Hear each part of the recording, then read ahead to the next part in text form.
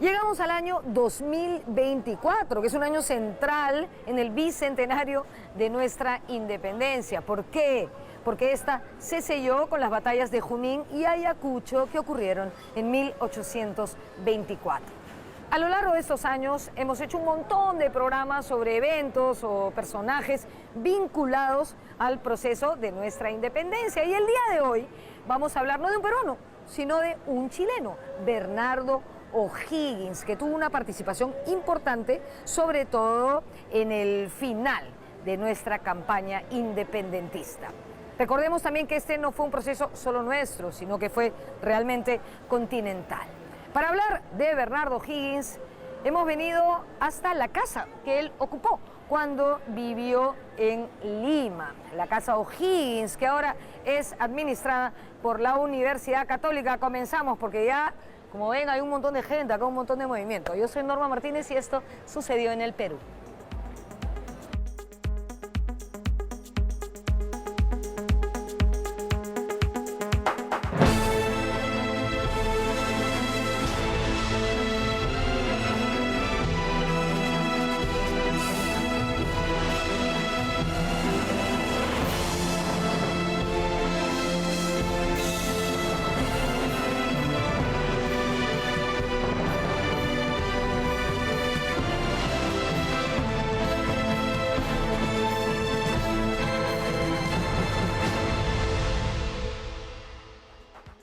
En el contexto de la independencia lo que se busca son líderes que sean ideólogos pero también guerreros, que puedan liderar una campaña, que puedan pelear una gran batalla decisiva, ¿no?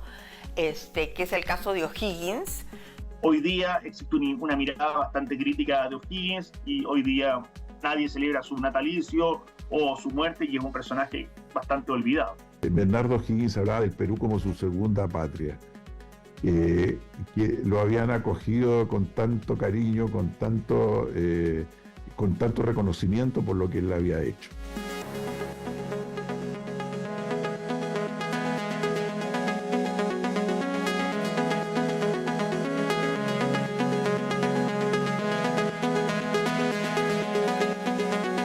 La vinculación de los O'Higgins con nuestro país no nace con Bernardo, sino con su padre, don Ambrosio O'Higgins, que fue nada menos que virrey del Perú. Antes, él había sido gobernador intendente de Concepción en Chile entre 1786 y 1788. A partir de entonces se convirtió en gobernador de Chile hasta 1796, año en que llegó a Perú. Es curioso, ¿no? Porque Ambrosio había nacido en Irlanda, pero dejó ese país cuando su familia se vio despojada de unas tierras. Emigró a Cádiz, España, y después a América. Y a lo que me refería con curioso es cómo un irlandés termina siendo funcionario del gobierno español en sus colonias, convirtiéndose en virrey. Los irlandeses eran perseguidos en Inglaterra, ¿no? Precisamente por ser católicos. A finales del siglo XVII la ley se puso muy agresiva contra ellos, no les dejaban tener propiedades, no les dejaban asumir cargos públicos importantes en su condición de católicos, y entonces España los acoge, ¿no? La España borbónica, ya la España de los Austrias también, los acoge, son muy buenos educadores, tienen colegios importantes, son excelentes militares, ¿no? Y España los va a aprovechar en ese sentido, que ayuden a formar el ejército, que ayuden a formar colegios, y justamente pues con la Ilustración y las reformas militares borbónicas eso los favorece mucho. Y dentro de ese grupo, ¿no?, de irlandeses que migran a España y al final son considerados como españoles porque se les adjudican cargos públicos, está Ambrosio O'Higgins, que va a hacer una carrera en Chile comenzando desde abajo, ¿no? O sea, él va a ser primero intendente de Concepción, ¿no? Luego va a ser capitán general de Chile y luego va a pasar a virrey del Perú. El 20 de agosto de 1778, cuando don Ambrosio todavía era intendente de Concepción, nació en Chillán, en la zona central de Chile, su hijo Bernardo. Bernardo era un hijo natural, fruto de la relación de don Ambrosio con Isabel Riquelme. Ambrosio O'Higgins, ya de unos 52 años, pasó a la casa de uno de sus subordinados y ahí conoció a la hija de don Simón Riquelme, que era Isabel, ¿no es cierto? Se enamoró de ella y tuvo una relación que, como producto de ella, nació Bernardo O'Higgins. Él y Isabel Riquelme no estaban casados, pero ambos eran solteros, entonces es un hijo natural. Y claro, cuando asume la Capitanía General de Chile, le resulta un poco incómodo tenerlo estudiando en Concepción, en un colegio para naturales, que es donde comienzan sus estudios O'Higgins, al lado de los araucanos, de los mapuches, ¿no? Era un colegio que había formado y había inaugurado Ambrosio O'Higgins, ¿no? Entonces, Bernardo es uno de los primeros alumnos y cuando es capitán general de Chile lo siente que tiene que sacarlo de Chile y lo manda a estudiar a Perú. Bernardo fue conocido toda su vida, hasta la muerte de su padre, como Bernardo Riquelme, no como Bernardo O'Higgins.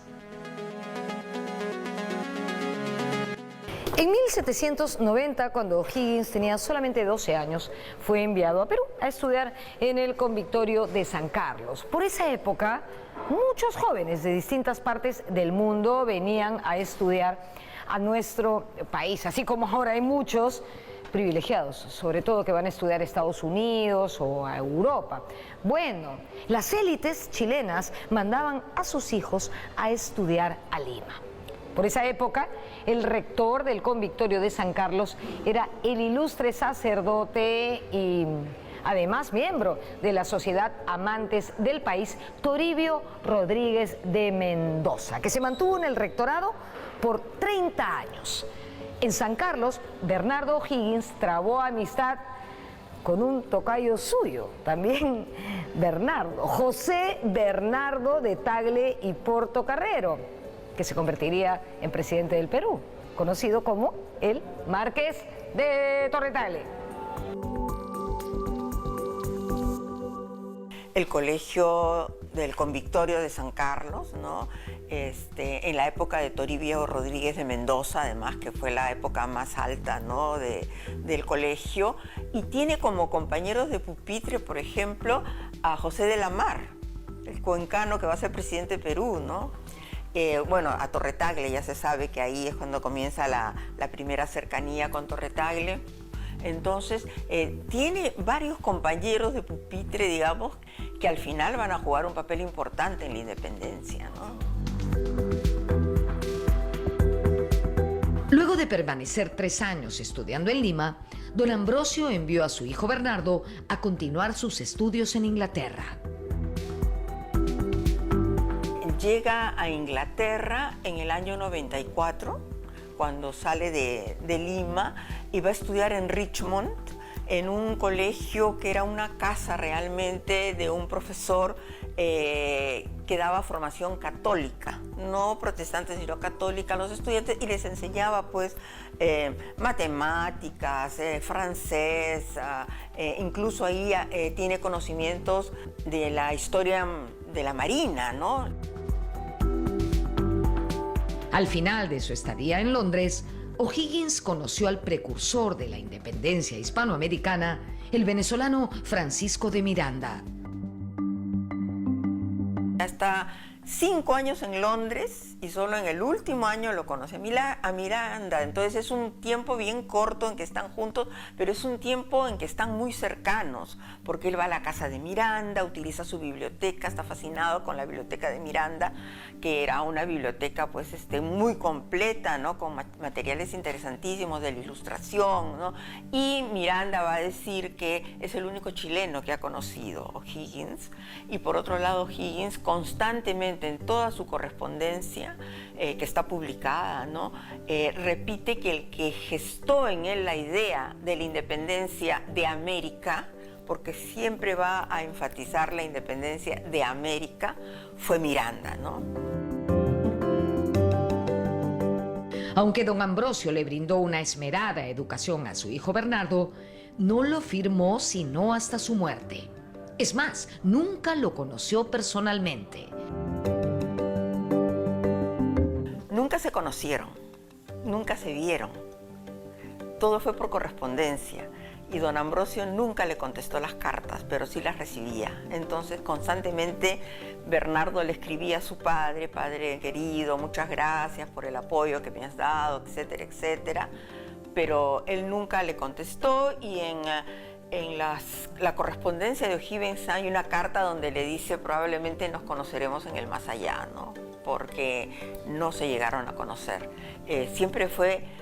O sea, fue un padre preocupado por el hijo, pero a la distancia. Le dio educación y recién puede asumir el apellido O'Higgins después que fallece su padre. Don Ambrosio O'Higgins fue virrey del Perú desde 1796 hasta 1800. Se ha dicho que fue destituido del cargo a causa de su hijo Bernardo, ya que era cercano a Miranda y estaba conspirando contra España. Sabían perfectamente los movimientos de Miranda y por lo tanto supieron que este señor Bernardo Riquelme era el hijo natural del virrey y que estaba, por supuesto, en el lado de los subversivos, en el lado de los patriotas, en contra de la corona.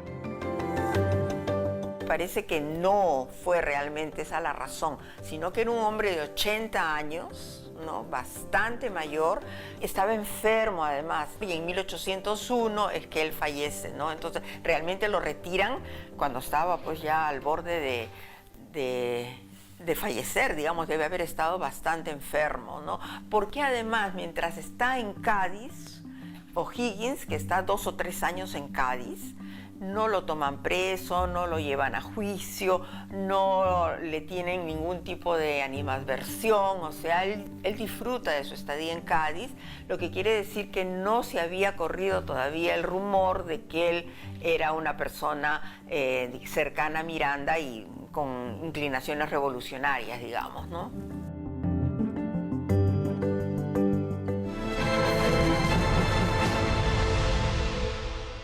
La segunda visita que hizo Bernardo O'Higgins a Perú tuvo lugar en 1803. Él vino en una visita breve para tramitar asuntos del testamento de su padre, que había muerto en el Perú en 1801, a los 81 años. Ya les hemos contado que Bernardo era hijo ilegítimo, hijo natural, fuera del matrimonio, y por lo tanto la relación con su padre siempre fue distante.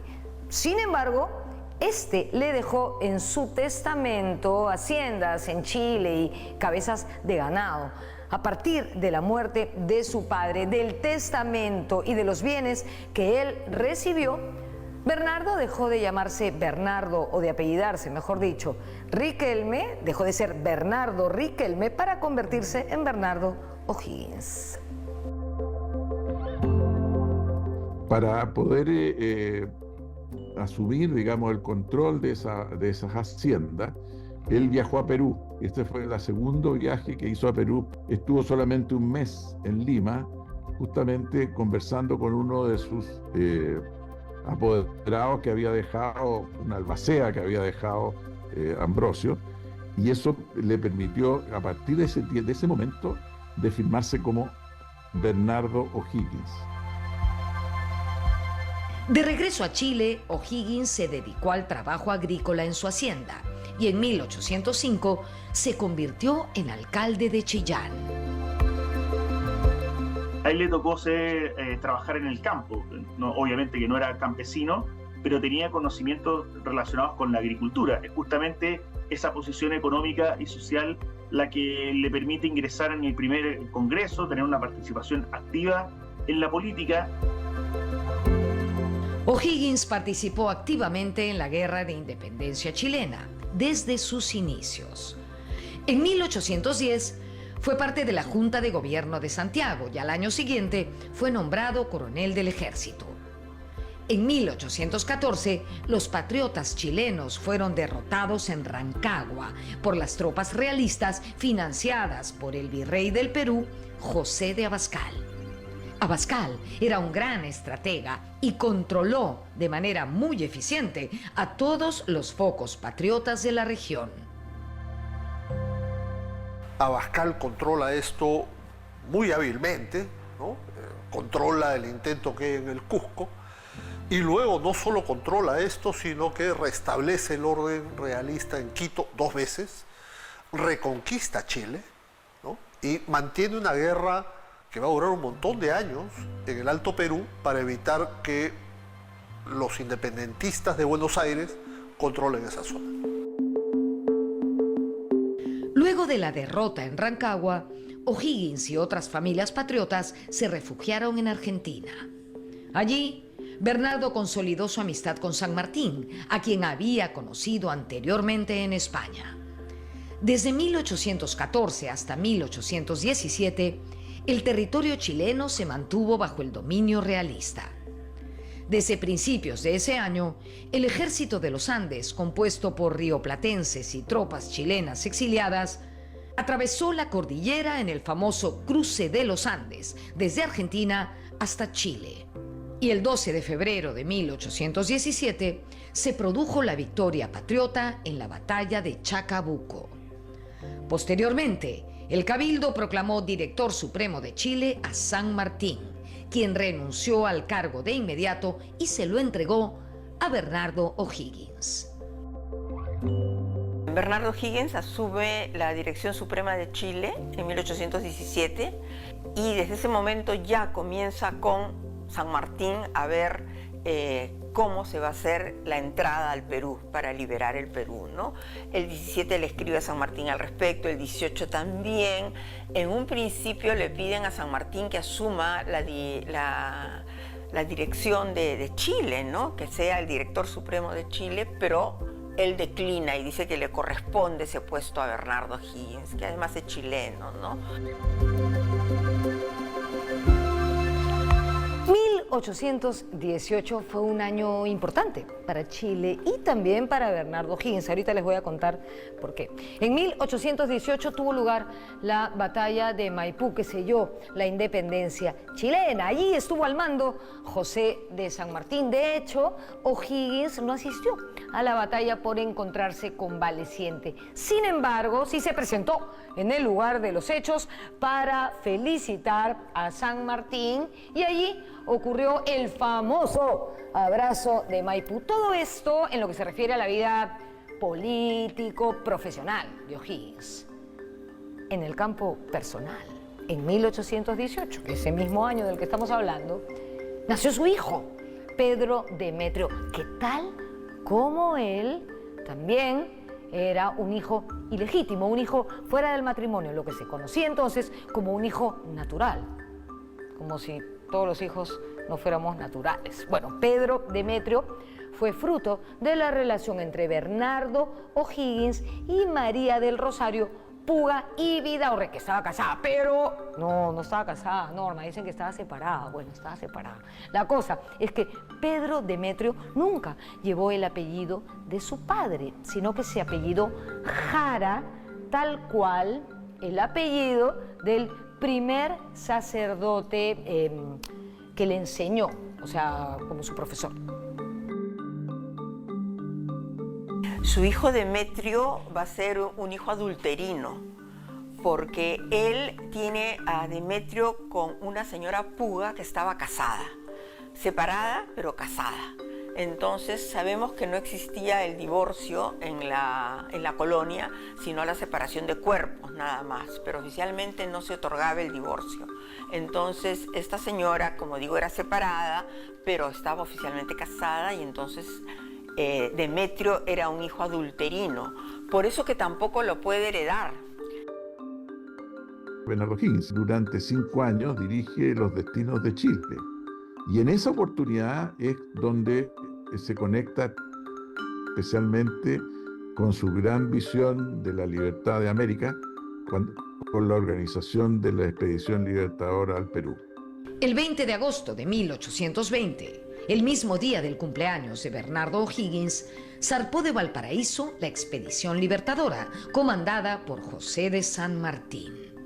Esa expedición estaba financiada principalmente por el gobierno chileno, y el director supremo de Chile era O'Higgins. Lo que sí en ese momento también se negocia es que el que va a ir al mando de la Expedición Libertadora va a ser San Martín, algo que resintió mucho Lord Cochrane, por ejemplo, ¿no?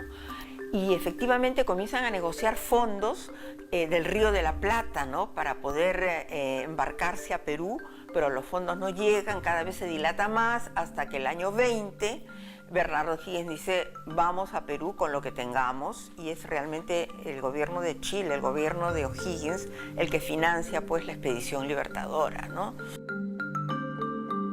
De hecho, Bernardo O'Higgins es el que promueve la Expedición Libertadora, es Chile en buena parte quien financia la campaña militar sobre el Perú, la Expedición Libertadora, que va a liderar José de San Martín. Sí hay una inversión chilena que participa en el esfuerzo por la independencia del Perú, eso está claro. Pero también está claro que esa inversión obedece esencialmente a la necesidad de proteger su propia independencia.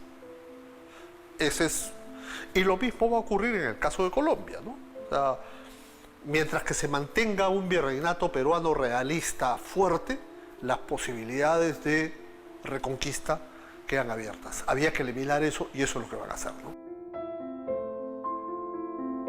Algo muy revelador y que habla muy bien de O'Higgins es que antes de que partiese la Expedición Libertadora al Perú, el chileno le entregó a San Martín proclamas por la libertad, pero no solo escritas en idioma español, sino también en quechua.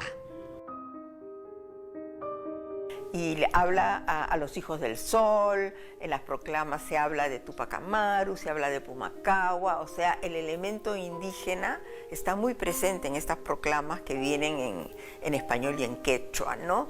Después, cuando forma San Martín la sociedad patriótica, no hay ni indios, ni caciques, ni indios nobles, o sea, no hay presencia indígena absoluta en los 40 puestos que se abren para formar parte de la sociedad, ¿no?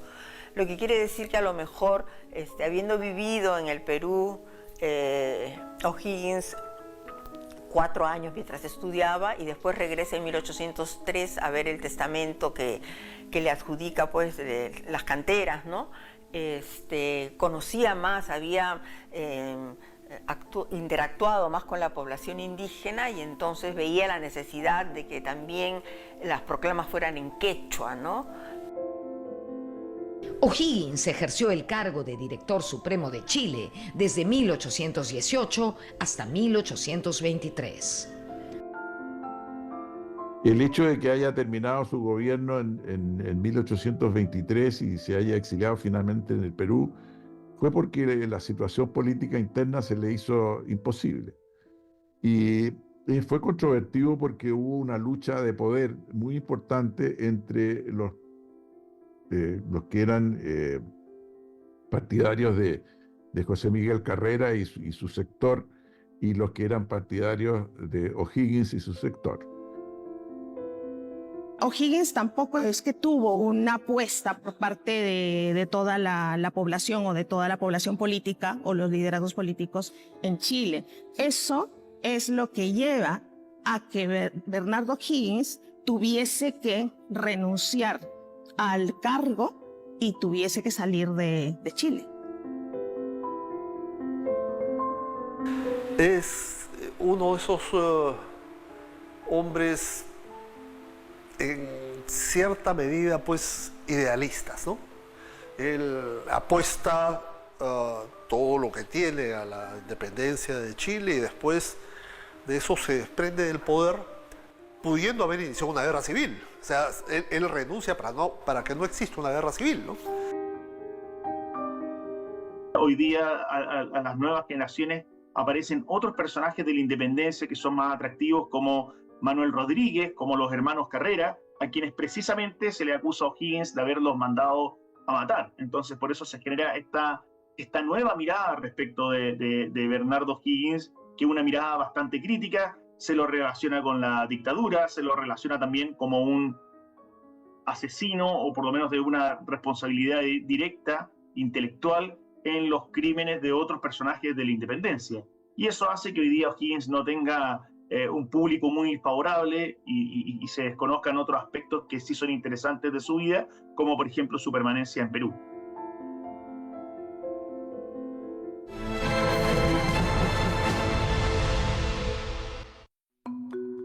A fines de enero de 1823, O'Higgins dejó el cargo de director supremo de Chile y viajó exiliado hacia nuestro país.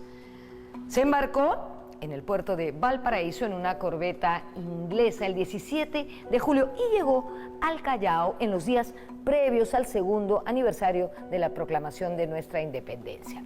Bueno, el hombre en ese viaje se trajo prácticamente a toda la familia, lo que nos hace suponer que él pensaba que se quedaría por un rato en el Perú. Vino su mamá, doña Isabel Riquelme, vino su media hermana, Rosa Rodríguez, vino su hijo, Pedro Demetrio, varios sirvientes, y también llegó con él una pequeña aborigen chilena, una mapuche llamada Petronila, que se dice que también era su hija.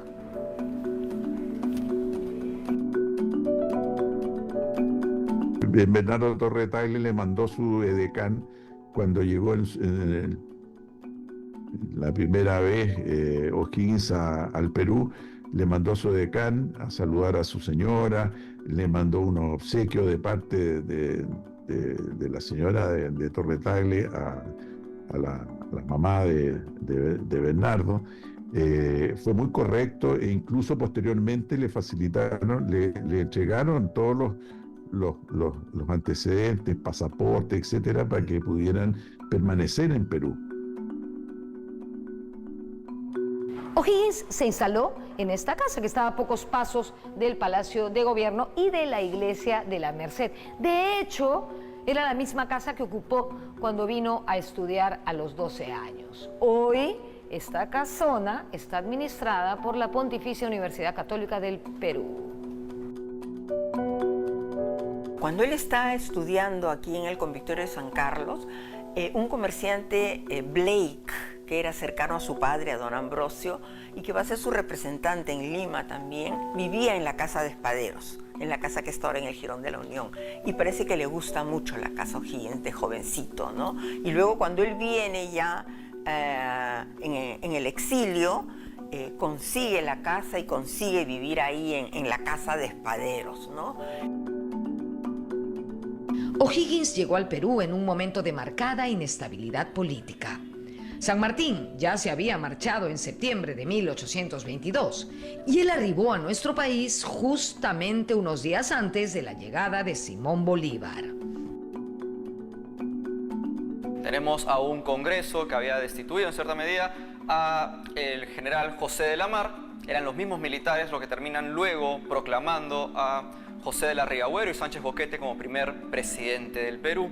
Y justo después de su arribo va a llegar el libertador Simón Bolívar al Perú. Esta situación va a terminar generando que O'Higgins busque acercarse a Bolívar para también formar parte de lo que va a ser la comandancia del Ejército Libertador.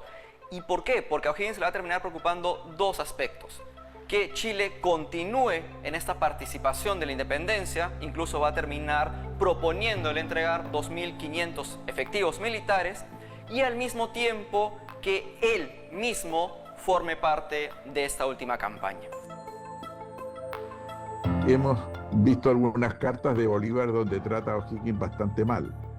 O'Higgins le está permanentemente informando a Bolívar cuál es la situación que se vive en Chile.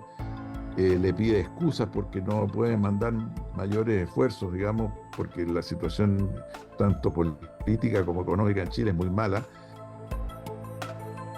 El prácticamente se está acomodando O'Higgins en Lima cuando llega Bolívar y tiene una gran recepción, hacen una gran fiesta en el Palacio de Gobierno e invitan a O'Higgins, ¿no? Y ahí se conocen por primera vez Bolívar y O'Higgins, en esta recepción.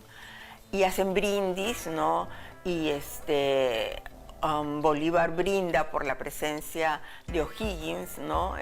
Que fue el que envió, dice, a San Martín al Perú, y luego O'Higgins le replica con un brindis al victorioso Bolívar, ¿no? Entonces ahí hay una relación de brindis y de cercanía, pero en el momento de definir políticamente la participación de O'Higgins dentro de lo que queda de la Guerra de Independencia, porque O'Higgins pensaba que como él había empujado la venida del Ejército Libertador, iba a tener un rol en las batallas finales. Por carta Bolívar le ofrece que le va a dar un regimiento al mando de usted, es un triunfo asegurado, ¿no? A la hora de la hora, los ofrecimientos de Bolívar nunca llegaron a concretarse. No lo convoca Junín, él se entera de Junín después que ya ha sido la batalla, y para Ayacucho Bolívar se sentía mal, ¿no?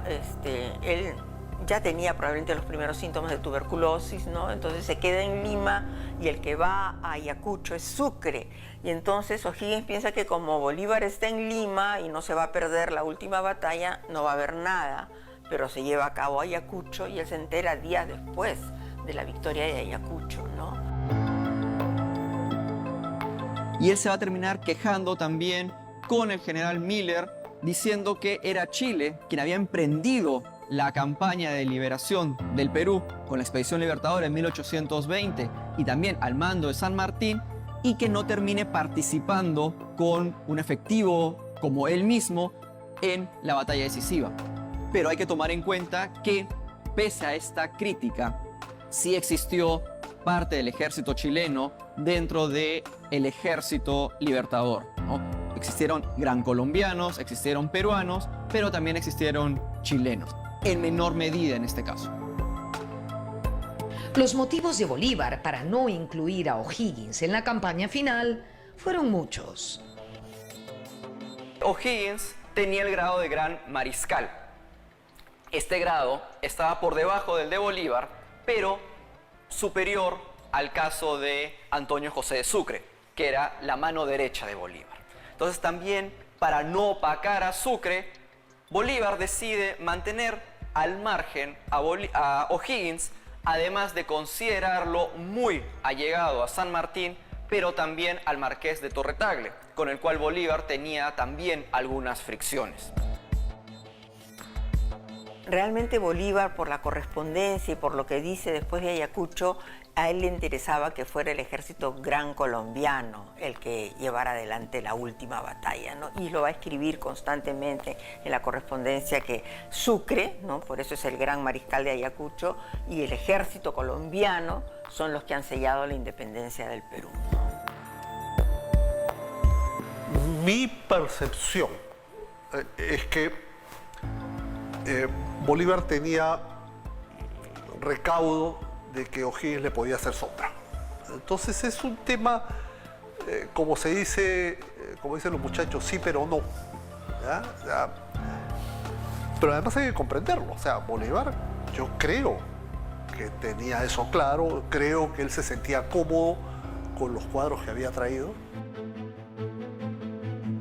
Un ingrediente adicional del distanciamiento que sentía Bolívar hacia O'Higgins era la estrecha amistad que existía entre San Martín y el chileno. De hecho, cuando San Martín se marchó del Perú y fue a Chile en septiembre de 1822, llegó a casa de O'Higgins. Y cuando viene O'Higgins al Perú, es el que se encarga de mandarle la pensión que le paga el gobierno peruano a San Martín todo el tiempo, ¿no? Él es el apoderado, el que le envía el dinero. Entonces había una relación bastante cercana entre ellos.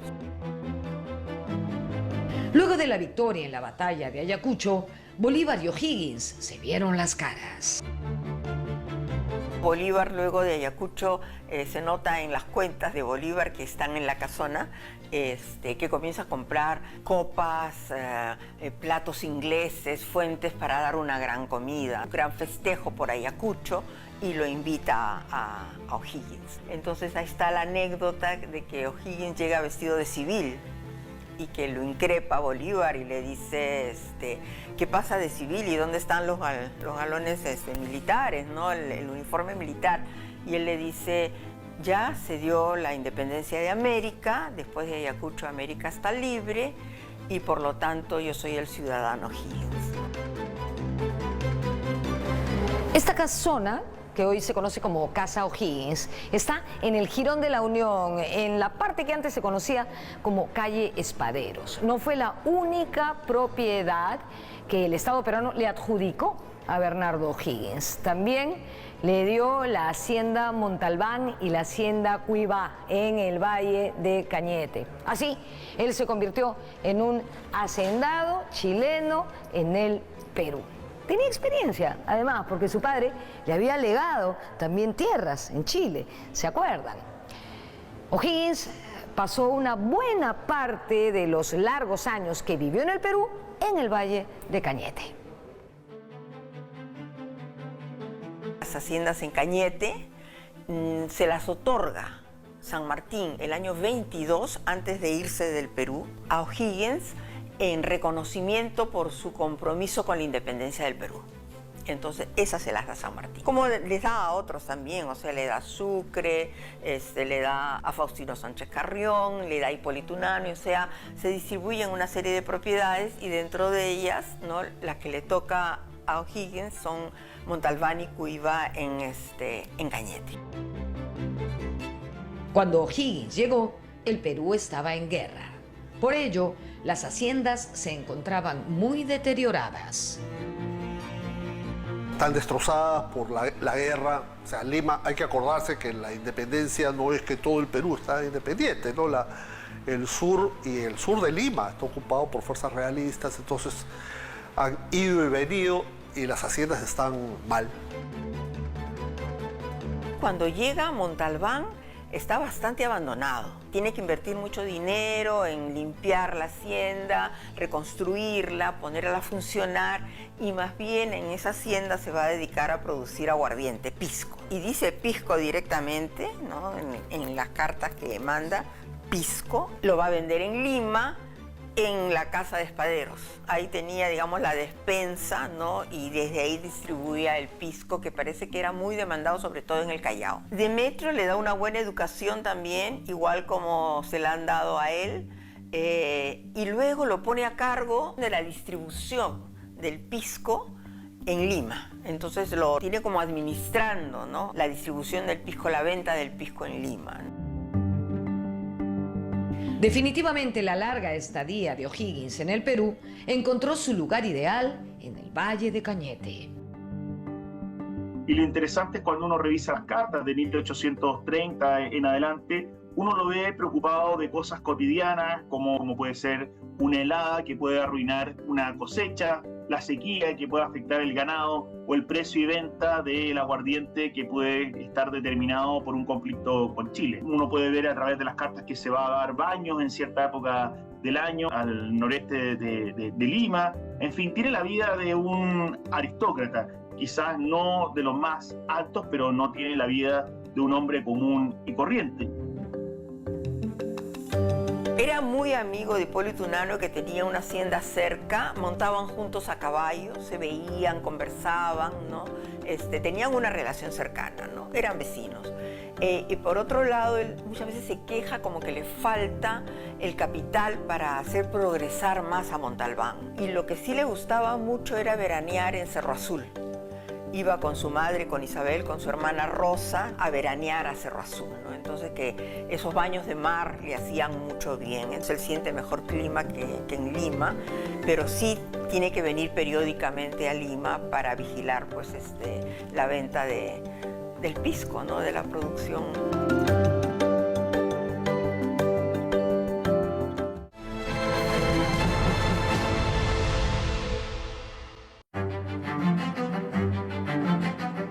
La primera mitad de la década de 1830, el Perú vivió la lucha de los caudillos militares, seguida del periodo de la Confederación Perú-Boliviana. O'Higgins no permaneció ajeno al enfrentamiento entre el Perú y Chile que trajo la Confederación. Es más, Andrés de Santa Cruz, el líder del proyecto confederado, solicitó los favores de O'Higgins como mediador. Lo que tenemos acá es, primero, un apoyo al proyecto confederado, ¿ok? Pero también al mismo tiempo consideraba que una guerra entre Chile y la Confederación era una guerra fratricida y una guerra totalmente sin sentido, ¿ok? Luego, con la segunda expedición restauradora, nuevamente Santa Cruz va a buscar acercarse a O'Higgins, ¿ok? Porque claro, era considerado también el padre de la patria en el caso chileno, para poder ser una forma de mediador político y que la guerra no termine generándose de una forma tan grave. No obstante, O'Higgins no va a tener tanto éxito, se va a producir la batalla de Yungay y finalmente cuando termina la Confederación Perú-Boliviana hay una forma de acercamiento nuevamente entre O'Higgins y Manuel Bulnes que van a dar luego pie a que Bulnes junto con el gobierno chileno soliciten y le permitan regresar a O'Higgins a Chile. A medida que la Confederación comienza a perder poder y Agustín Gamarra, ayudado por el ejército chileno, logra establecerse en Perú, O'Higgins comienza a ver con otros ojos esta expedición, seguramente porque se da cuenta que la balanza de poder había cambiado de Santa Cruz hacia Gamarra y hacia el ejército chileno, y comienza a tener una posición positiva respecto a la guerra, comienza a ayudar y se terminó transformando en un verdadero consejero para Manuel Bulnes. De hecho, yo a través de un trabajo hice una reconstrucción de la ruta que siguió Manuel Bulnes con su ejército restaurador, y una ruta muy similar a la que había recorrido antes O'Higgins cuando recorrió el noreste de Perú. Ya les hemos hablado de Demetrio, el hijo de Bernardo O'Higgins. Bueno, O'Higgins nunca reconoció a este hijo y cuando murió no le dejó en su testamento nada. A quien sí le legó bienes fue a su media hermana Rosa, pero cuando ésta murió le transfirió la hacienda Montalbán a Demetrio. Demetrio, durante toda su vida, se apellidó Jara, que era el apellido de su preceptor, de su profesor, como hemos visto antes en el programa. Demetrio era un hijo adulterino, por eso que tampoco lo puede heredar. La fórmula que encuentra Bernardo para que su hijo herede es dejarle todas las propiedades a su media hermana Rosa, a Rosa Rodríguez, que es la hija del matrimonio de doña Isabel Riquelme, ¿no? Que en este caso sí se casa, para que eventualmente Rosa le transfiera las propiedades a Demetrio, que es lo que pasa además, ¿no? Pero siguiendo todas las leyes, digamos, que en ese momento estaban en vigencia, ¿no? Desde que llegó al Perú en 1823, O'Higgins se sintió muy a gusto. Sin embargo, nunca abandonó la idea de volver a Chile. O'Higgins hubiera querido retornar a Chile, pero los gobiernos que estaban en ese momento en Chile no lo veían positivamente su retorno, ¿no? Entonces, cuando estuvo Prieto, él trata de regresar, ¿no? Pero le escribe Diego Portales y le dice que no resultaría muy grata su retorno a Chile. Entonces, es recién con la Confederación Perú-Boliviana y con Bulnes, ¿no? Con la segunda expedición, que hay un acercamiento entre Bulnes y O'Higgins cuando muere su madre. Su madre muere en abril del 39 y Bulnes y el ejército chileno que se encontraban en la ocupación de Lima le dan un entierro fastuoso a doña Isabel. Militares chilenos cargan el féretro, hacen un despliegue, digamos, de presencia del ejército chileno. Está Bulnes caminando al lado de O'Higgins y de la familia de O'Higgins, y con ese acercamiento, cuando Bulnes regresa a Chile y se hace presidente, le ofrece a O'Higgins el retorno a a Chile, ¿no? Recién, tardísimo, ¿no? Y entonces es ahí cuando Higgins prepara el año 41 su primer viaje de regreso, que fracasa porque le da un infarto, y el año 42 vuelve a organizar un viaje para retornar a Chile, pero nuevamente cae enfermo y esta vez sí fallece. Pero recién en el año 41 le dicen que puede regresar porque además va a tener un sueldo, digamos, vitalicio por haber participado en la independencia de Chile y haber sido el primer director supremo de Chile, ¿no? Entonces recién le aseguran ingresos para poder vivir en Chile, ¿no? El 6 de octubre de 1842, el Congreso chileno le dio a Bernardo Higgins el derecho de gozar de una pensión vitalicia. Ya antes, el presidente Manuel Bulnes le había dado facilidades para su retorno a su país.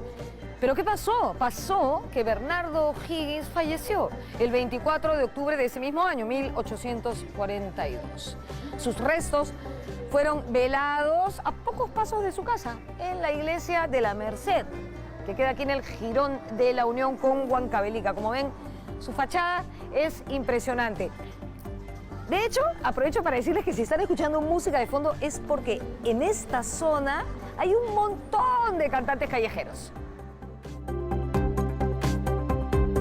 Él fallece en la casa de Espaderos y de ahí la misa de cuerpo presente va a ser en la Merced, muy cerquita. Y claro, ahí va a haber un problema, ¿no? De si el féretro se quedaba en Perú o si iba a ser enviado a Chile, y demora varios años antes que se dé, digamos, el retorno de sus restos a Chile, ¿no? Que lo reciben pues con pompa también, ¿no? De haber sido un director general, digamos.